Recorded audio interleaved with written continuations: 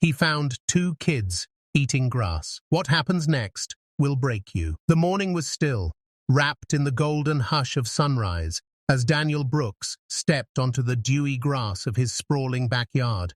The air was cool and scented faintly of jasmine from the neatly aligned flower beds. He carried his cup of black coffee, a daily ritual that steadied his thoughts before another long week of meetings, deals, and phone calls. The vast marble pool reflected the soft amber light, rippling gently in the breeze. Birds fluttered near the hedges, their chirps echoing softly through the yard. Daniel inhaled deeply, proud of the quiet empire he had built. Every inch of this property, every trimmed leaf, a reminder of how far he had come. Yet beneath the calm perfection, a strange heaviness hung in the morning air. He frowned slightly when he noticed something unusual near the far fence, where the sunlight didn't quite reach. Two small shapes moved in the shadows, crouched low to the ground. At first he assumed it was one of the gardener's children, or maybe stray animals from the neighborhood. He walked closer, his footsteps crunching lightly against the gravel path. But the moment he saw clearly, his hand went still mid-air, coffee trembling slightly in his grip. There, beside the hedge, were two children, a boy and a girl, no older than 6, huddled close together on the damp earth. Their small hands reached out again and again, plucking handfuls of grass, pressing it to their lips, and chewing quietly as though it were a meal. For a moment, Daniel couldn't comprehend what he was seeing. The scene felt surreal against the backdrop of luxury, the glass walls, the lush garden, the shimmering pool. His heart gave a painful jolt. The boy's shirt was torn down one side, revealing ribs that stood out beneath thin skin. The girl's dress was faded and dirt-streaked, her tangled hair clinging to her cheeks. Their bare feet were covered in scratches, the kind that spoke of wandering far without shoes.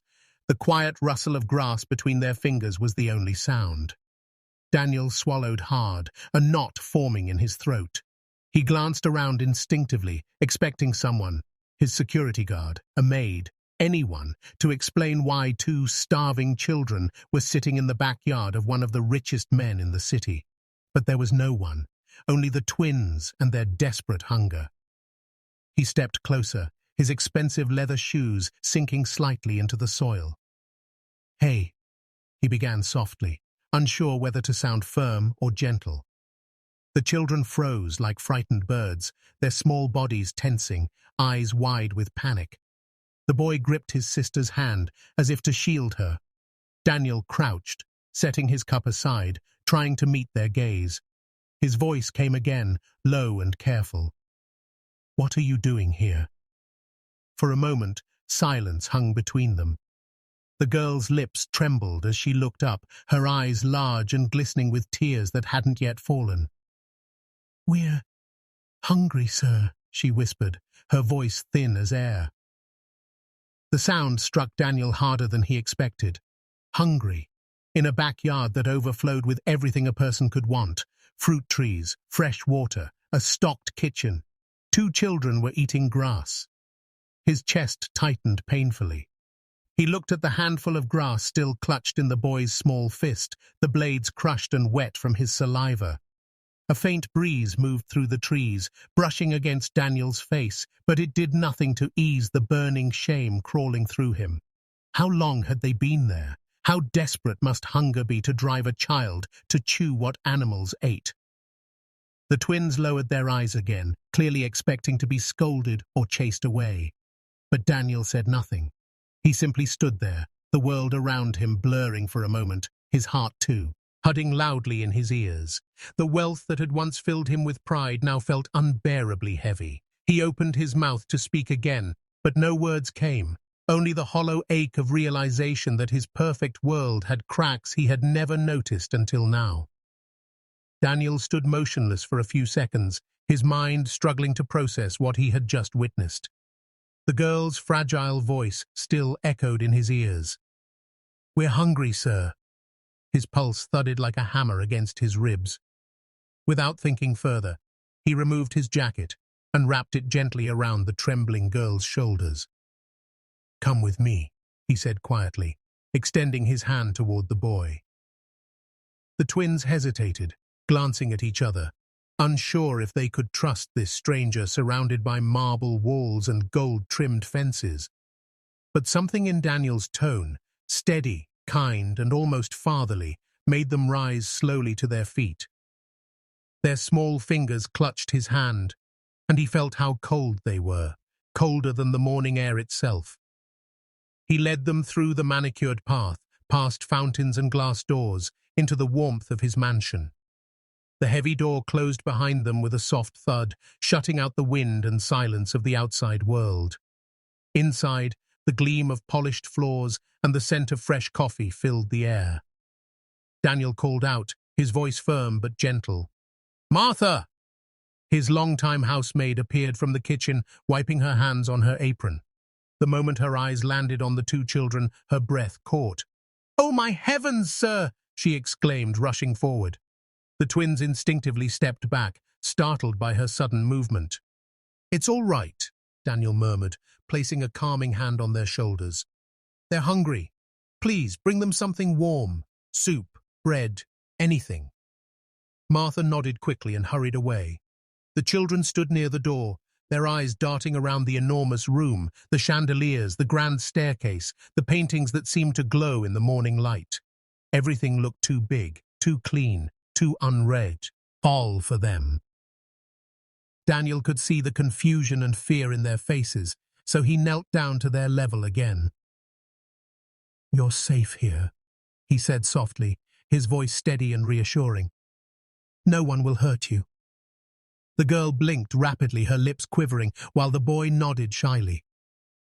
When the maid returned with steaming bowls of soup and a basket of bread, the aroma filled the air, rich and comforting.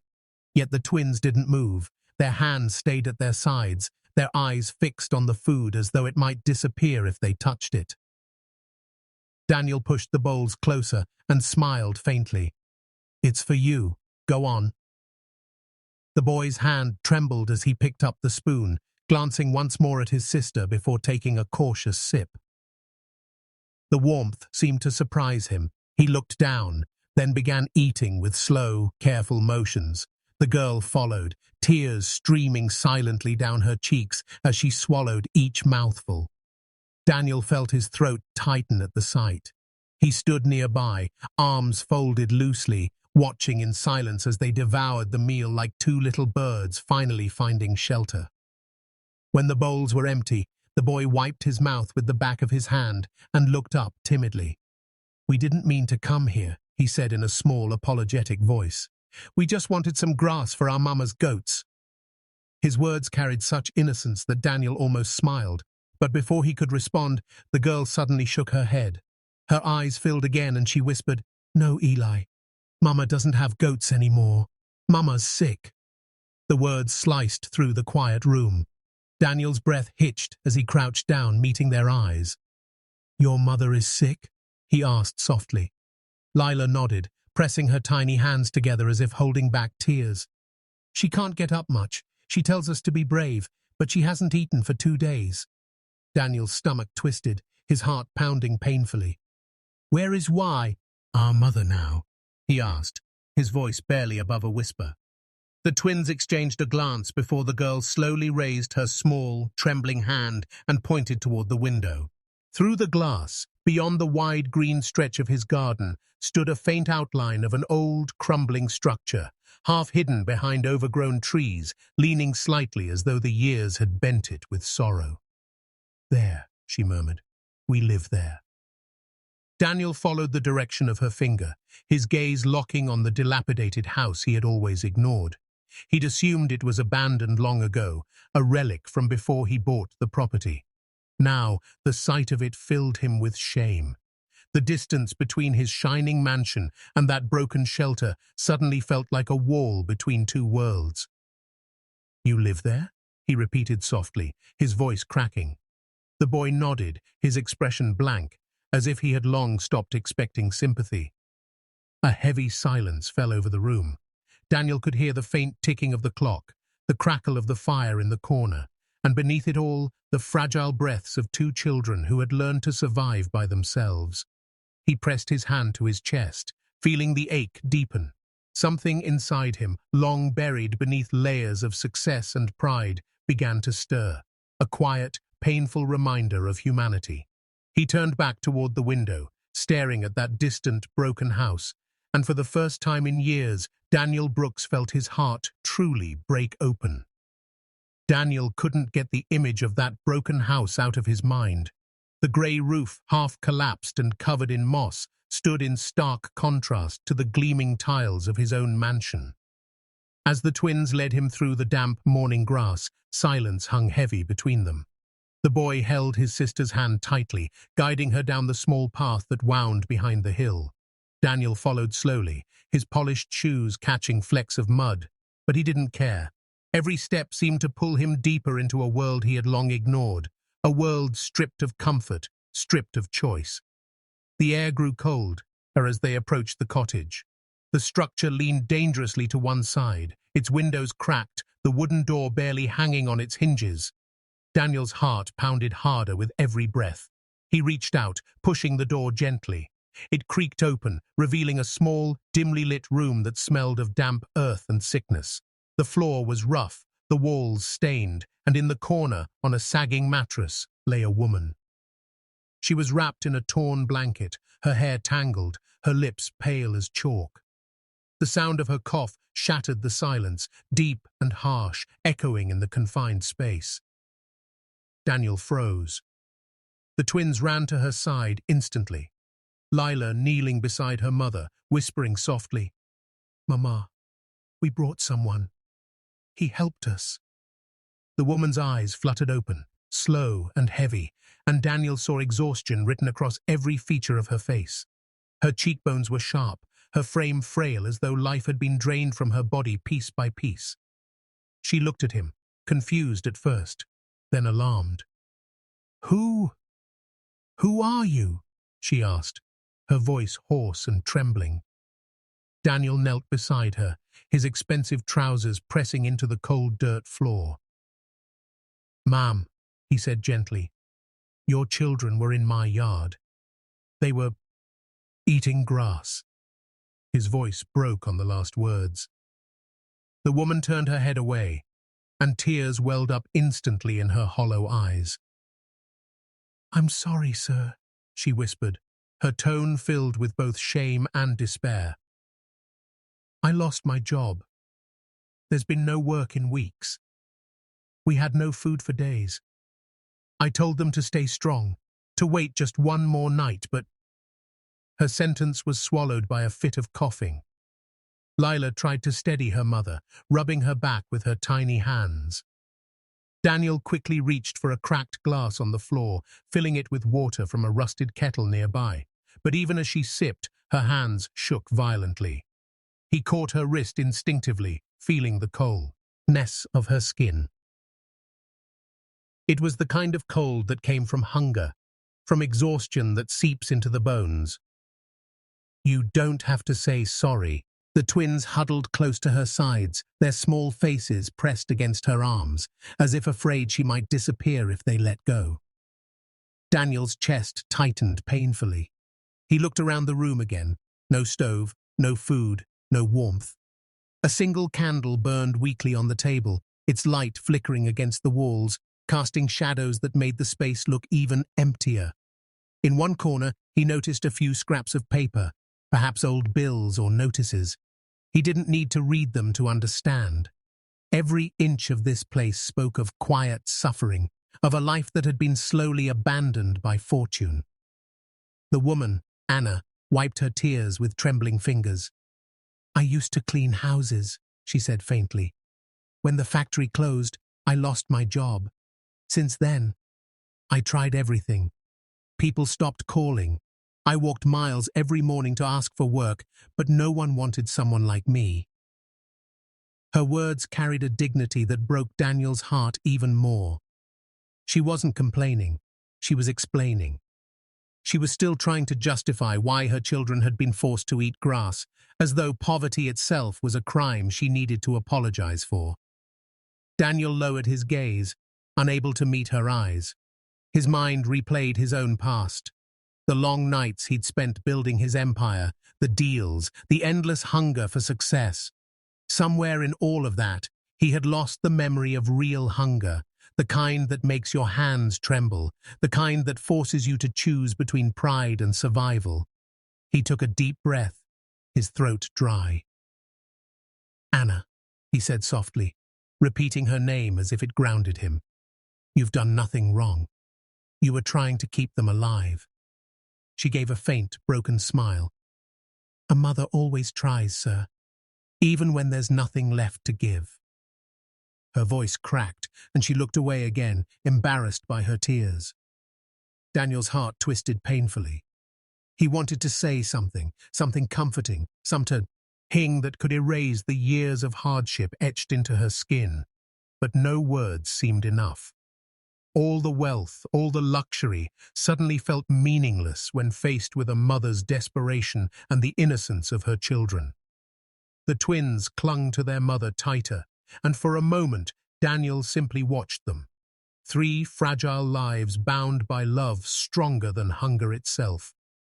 He felt the sting of tears in his own eyes, but he didn't wipe them away. Instead, he whispered again, with quiet conviction, "You don't have to say sorry, Anna. Not for being a mother. Not for surviving."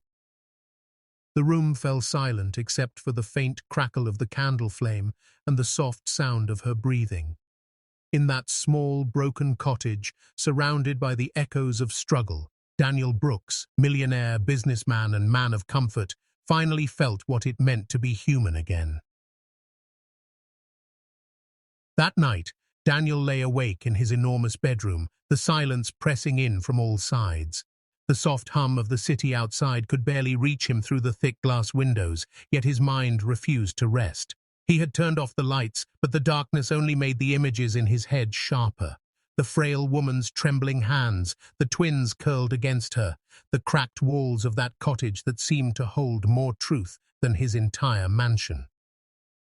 The clock on the nightstand ticked steadily, each second slicing through his thoughts. He stared at the ceiling, his pillow untouched by sleep, the sheets feeling colder than usual. For the first time in years, Daniel Brooks, the man who prided himself on control, felt utterly powerless. The faces of Eli and Lila appeared before his eyes again. Those eyes too old for their age, carrying the weight of hunger and fear no child should ever know. He turned over, pressing a hand to his forehead, but the ache in his chest only deepened. He had seen poverty before, but from a distance, behind tinted car windows, through reports, through charity events where people donated money without ever meeting the ones they claimed to help. But that day, poverty had looked him in the eye, and it had looked like his own past. The memory came uninvited, slow and heavy, dragging him backward through time. He was 10 again, barefoot on a cracked street, clutching his mother's hand as they waited in line at a soup kitchen. He could still smell the faint scent of burnt bread, still feel the rough texture of her coat sleeve under his fingers. His mother, Maria, had worked in a small laundry shop, ironing clothes until her hands blistered. He remembered how she used to smile through her exhaustion, humming lullabies as she boiled rice and stretched a single meal to last 2 days. Those were hard times, but they had each other, and that had been enough. Then came the winter that took everything. The sickness had come quietly, stealing her breath night after night while Daniel sat beside her, helpless. He remembered the hollow sound of his own sobs when she didn't wake up one morning, her hand still clutching his. The memory was like a blade now, cutting deeper as he saw Anna's weak body mirrored against that old grief. The same helplessness, the same quiet suffering. He had built his empire to escape that pain, to prove that he would never feel hunger again. Yet here he was, surrounded by everything money could buy, and still feeling the emptiness gnawing inside him. He rose from the bed and walked toward the window. The moonlight spilled across the garden, silver and cold, touching the same fence where he had found the twins. His reflection stared back at him, expensive pajamas, tired eyes, a man who had everything but had forgotten why it ever mattered. "Maybe God sent those kids to remind me who I was," he whispered, his voice trembling. The sound of his own words startled him. He hadn't spoken to God in years. Success had made him believe he'd done it all alone, but tonight that illusion crumbled like dust. He turned away from the window and sat on the edge of the bed, elbows resting on his knees, hands clasped tightly. His mind swirled with questions he couldn't silence. How many people like Anna were still out there, hidden behind walls he never cared to look past? How many children were forced to chew grass while he signed contracts for millions? Shame burned through him, sharp and relentless. He walked into his study, switching on the lamp. The room was lined with awards, photographs, and reminders of his accomplishments. But as he stared at them now, they seemed meaningless. Hollow trophies that couldn't feed a soul or warm a heart. His gaze fell on a small faded photograph on the far shelf, him and his mother, standing outside their old apartment, smiling despite their worn clothes. He picked it up gently, brushing the dust off the frame. "You'd hate what I've become," he whispered to the photo, his voice thick with regret. "You taught me to be kind, and I forgot." His eyes glistened, and he sank into the chair, the photograph trembling in his grip. For a long time, he simply sat there, letting the silence breathe around him. The memories kept returning, his mother's laughter, her songs, her hands ruffling his hair, her words echoing, "When you have more than you need, share it, Danny. God gives so you can give." He hadn't thought of those words in decades, but now they pierced through every layer of pride he'd built. Slowly, something inside him shifted, like a heavy door creaking open after years of being locked. He realized he couldn't go on pretending comfort was enough. He couldn't erase the image of those children or their mother's frail smile, nor did he want to. He stood again, straightening his shoulders, a quiet resolve settling into his heart. The mansion felt too large, too silent, too empty for one man. He looked out the window once more, toward the hill wall. Here the broken cottage stood unseen in the dark. "Tomorrow," he whispered. "Tomorrow will be different." His voice was quiet but sure. He turned off the lamp, the photograph still clutched in his hand, and walked back to his bed. The first hint of dawn touched the horizon, and for the first time in years, Daniel Brooks felt a purpose that no amount of wealth could buy. The morning sun broke through the mist as Daniel stepped out of his car, his coat fluttering slightly in the cool breeze. The hill ahead looked just as bleak as it had the day before, but today he wasn't alone. Behind him came his private doctor, two of his most trusted workers, and a van loaded with supplies, boxes of food, blankets, medicine, tools, and fresh paint. His decision from the sleepless night had transformed into action before dawn. He had made a single call, brief and commanding. "I need to help someone." And now, as his shoes pressed against the muddy path toward the broken cottage, he felt a strange calm wash over him. The children were outside, crouched near the same spot, trying to gather twigs for a fire that refused to light. When they saw him, their eyes widened in surprise. "Sir," Eli said uncertainly, brushing the dirt from his hands. Daniel smiled gently. "I told you I'd come."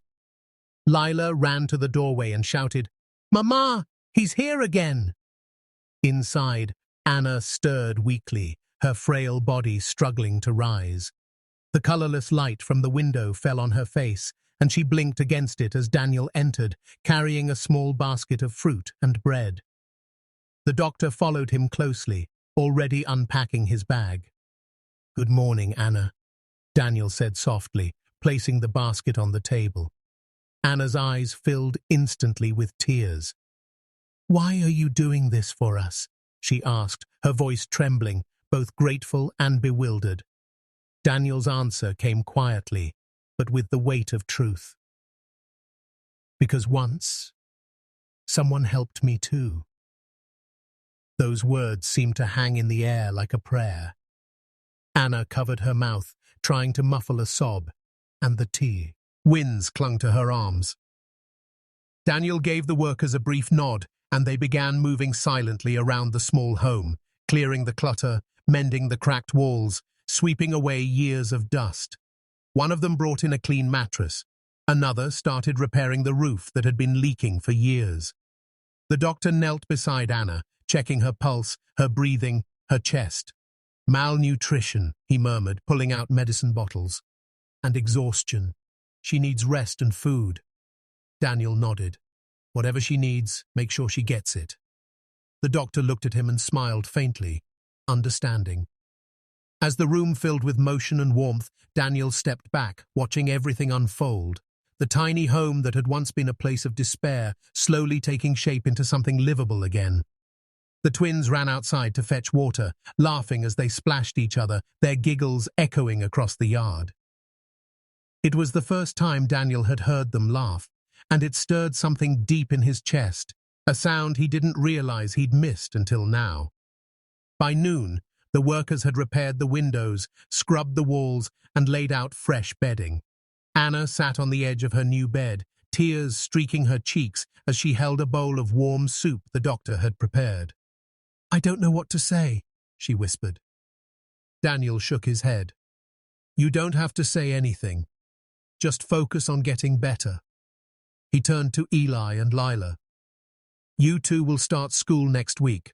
The driver will take you every morning." The children blinked in disbelief. "School," Lila repeated softly, as if the word itself was too good to be real. "Yes," Daniel said with a smile. "You'll learn, play, make friends. You deserve that." Eli looked down at his dirty shirt, then back at Daniel. "But we don't have uniforms. Or bags." Daniel chuckled quietly. "You will." The workers exchanged knowing glances, touched by the sight of Tisa's, her employer kneeling in the dirt beside two poor children, tying a ribbon into the girl's tangled hair with careful fingers. Hours passed, and the cottage no longer felt like a place of sorrow. The once dead silence was replaced by movement, laughter, and the faint hum of hope. When Daniel finally stood to leave, Anna reached for his hand. "You've done more than I could ever repay," she whispered, her grip weak but sincere.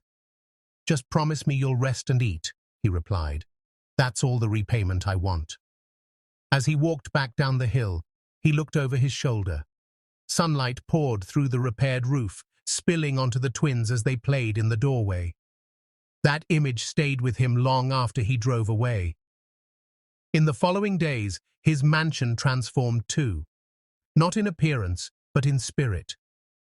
The once quiet halls echoed with the sound of small feet running across marble floors, with laughter bouncing off the walls.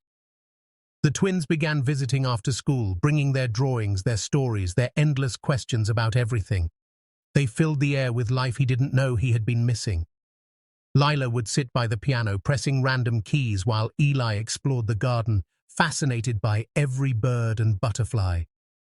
Daniel found himself smiling more often, his heart lighter than it had been in years. The house staff adored the children. Even Martha, who rarely smiled, started baking cookies just for them. In the evenings, Daniel would sit by the fire, the twins curled up beside him with their books, their sleepy heads resting against his arms. Sometimes he would catch himself watching them and feel a quiet ache, a mixture of joy and sorrow, because for the first time in so long he didn't feel alone. His mansion, once just a monument of wealth, had become a home again. The cold emptiness that used to echo through its walls was replaced by warmth, laughter, and something he had almost forgotten how to feel. Family. Months slipped quietly by, and the seasons changed, as if time itself had softened around the edges of Daniel's world. The sharp coldness of winter faded into the gentle warmth of spring, and with it came a new rhythm of life. The twins, once fragile and afraid, now arrived at his mansion each morning with bright smiles and stories about school. Their laughter filled the house, their drawings covered the refrigerator, and their small shoes left trails of mud that no one dared to complain about. Anna's health had slowly but steadily improved under the doctor's care, her strength returning one breath at a time. Daniel would visit her often, bringing her books, flowers, or sometimes just quiet company. He had grown to admire her resilience, how she faced every hardship with quiet grace and gratitude. Each time he saw her smile, something deep inside him healed a little more. One evening, as the sun sank low behind the hills, painting the sky with streaks of gold and crimson, Daniel sat by the window reading when his phone rang. He glanced at the screen and saw Anna's name. Her voice trembled softly through the receiver. "Daniel," she began, a trace of emotion hidden behind her calm tone. "Can you come over for a moment? There's something I need to show you." Without hesitation, Daniel grabbed his coat and keys. The drive up the familiar hill felt different this time. Peaceful, almost nostalgic. The small cottage was glowing faintly with lamplight when he arrived, its repaired walls standing strong against the dusk. The twins ran out to greet him, their excitement bubbling over as they pulled him inside. Anna sat near the window, a warm blanket around her shoulders, her eyes brighter than he had ever seen them. In her hands, she held a worn photograph, its edges creased with time. "What's this?" Daniel asked gently, sitting across from her. She smiled faintly and held it out. "Daniel, you don't know me, but I once worked in your factory years ago. You helped me when I was pregnant, remember?" Her words hung-eyed, and the air like the toll of a distant bell. Daniel took the photograph, his heart suddenly pounding. The picture showed a younger version of himself standing outside his factory, handing a grocery bag to a woman with tired eyes and a rounded belly. He stared at the image, tracing the face of the woman with trembling fingers. His voice cracked when he finally spoke. "All this time, it was you?" Anna nodded slowly, tears glistening in her eyes. "Yes," she whispered. "You gave me food when I had nothing. You said every mother deserves a chance to rest, to breathe. I never forgot that moment, even when life grew hard again. Maybe this is how kindness comes back." Daniel's breath caught in his throat. He felt an ache rise from deep within him, a mixture of disbelief, gratitude, and awe. He looked around the small home, the clean walls, the laughter of the twins, the gentle peace that now lingered where pain once lived, and realized that fate had quietly brought him full circle. The act of kindness he had once given without thinking had returned years later, not as a debt, but as a blessing. His eyes filled with tears, and before he could speak, Lila climbed onto his lap and wrapped her arms around his neck. Eli joined her, clutching his sleeve. Daniel held them both tightly, his voice breaking as he whispered, "You didn't just find food that day. You found family." Anna smiled through her tears, watching the man who had saved them, now crying openly, unashamed. "You gave us hope, Daniel," she said softly. "And in return, you reminded us what kindness feels like." The room fell silent, except for the faint hum of the evening wind brushing against the window pane. Daniel sat there holding the children close, the photograph still in his hand, feeling the truth settle deep in his soul. Every small act of goodness had the power to return, multiplied in love. Outside, the stars began to appear one by one, flickering like tiny candles in the vastness of the sky. The world felt softer somehow, as if touched by grace. Tears rolled down Daniel's cheeks, glistening in the dim light, but they were not tears of sorrow. They were tears of gratitude, of understanding. The emptiness that had haunted him for years had finally been filled, not by success or wealth, but by connection, by compassion, by something as simple and powerful as love. He looked at Anna and said quietly, "I thought I was saving you that day in the yard, but it turns out you were saving me." Anna's smile deepened, her eyes shimmering as she nodded. "Maybe we were meant to save each other." The twins giggled softly, unaware of the weight of the moment, and the sound made Daniel laugh through his tears. The candle on the table flickered, its flame steady and warm, casting golden light over the photograph between them. As the camera of life panned back, past the glowing home, the whispering trees, the peaceful hill, it revealed a truth too beautiful to be missed. Even the smallest kindness can ripple through time and return when you least expect it. Daniel closed his eyes, whispering a silent prayer of thanks, and in that moment he felt his mother's voice again in his heart. When you have more than you need, share it, Danny. The words wrapped around him like a blessing. His tears fell freely now, but his heart was full. The story had come full circle, and as the night embraced the world, Daniel Brooks finally understood that the greatest fortune a man can have is not in his bank, but in the love he gives and receives.